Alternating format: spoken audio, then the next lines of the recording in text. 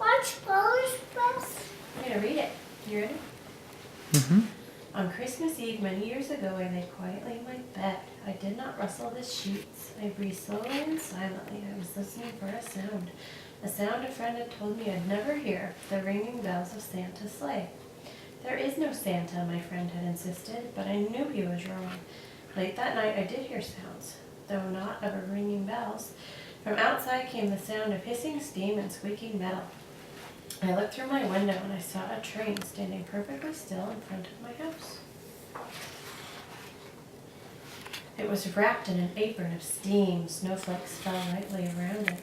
The conductor stood at the open door of one of the cars. He took a large pocket watch from his vest and looked up at my window. I put on my slippers and robe. I tiptoed downstairs and out the door. "All aboard!" the conductor cried out. I ran up to him. "Well," he said, "are you coming?" "Where?" I asked. "Why, to the North Pole, of course," was his answer. "This is the Polar Express." I took his outstretched hand and he pulled me aboard.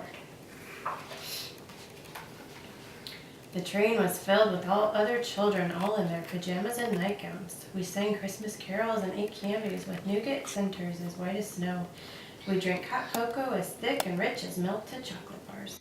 Outside, the lights of towns and villages flickered in the distance as the Polar Express raced northward. Soon there were no more lights to be seen. We traveled through cold, dark forests where lean wolves roamed and white-tailed rabbits hid from our train as it thundered through the quiet wilderness. What's that? Deer. Nope. They're wolves. A good guess. We climbed mountains so high it seemed as if we would scrape the moon, but the Polar Express never slowed down. Faster and faster we ran along, rolling over peaks and through valleys like a car on a roller coaster. The mountains turned into hills, the hills to snow-covered plains. We crossed a barren desert of ice, the great polar ice cap.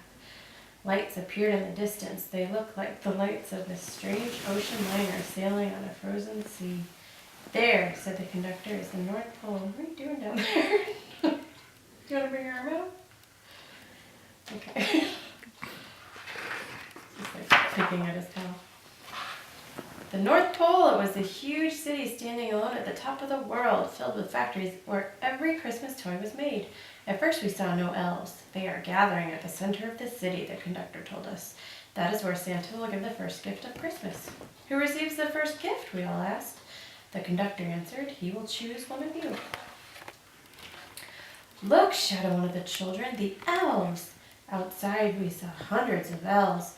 As our train drew closer to the center of the North Pole, we slowed to a crawl, so crowded were the streets with Santa's helpers. When the Polar Express could go no further, we stopped and the conductor led us outside. Who's that?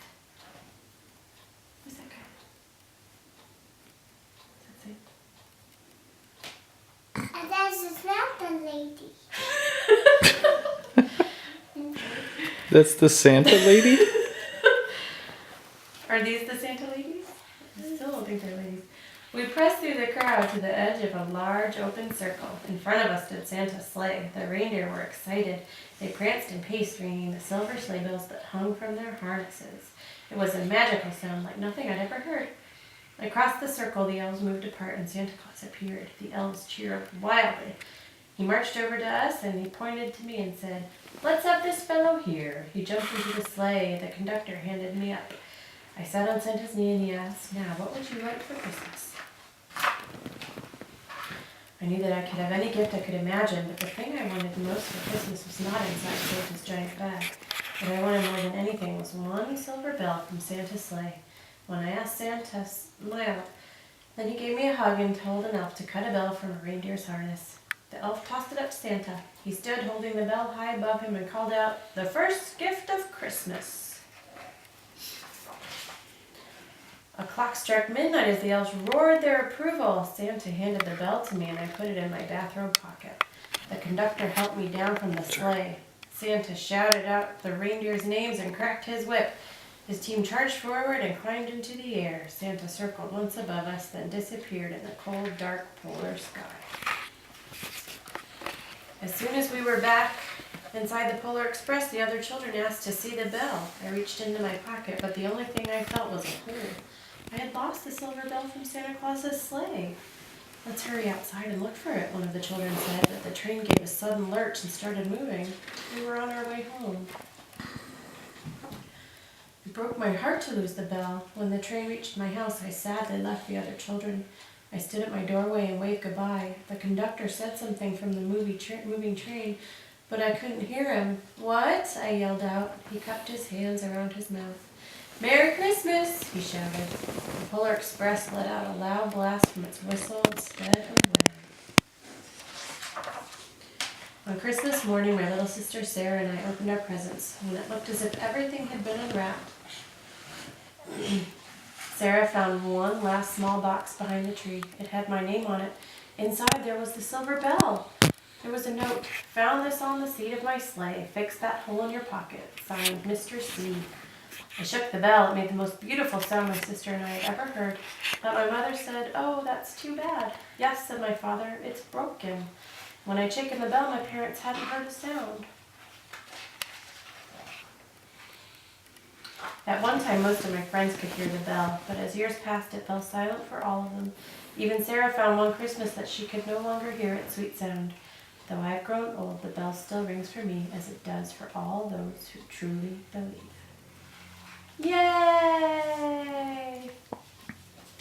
So like, can you say, "Yay"? Yay! Merry Christmas! Say, "Merry Christmas."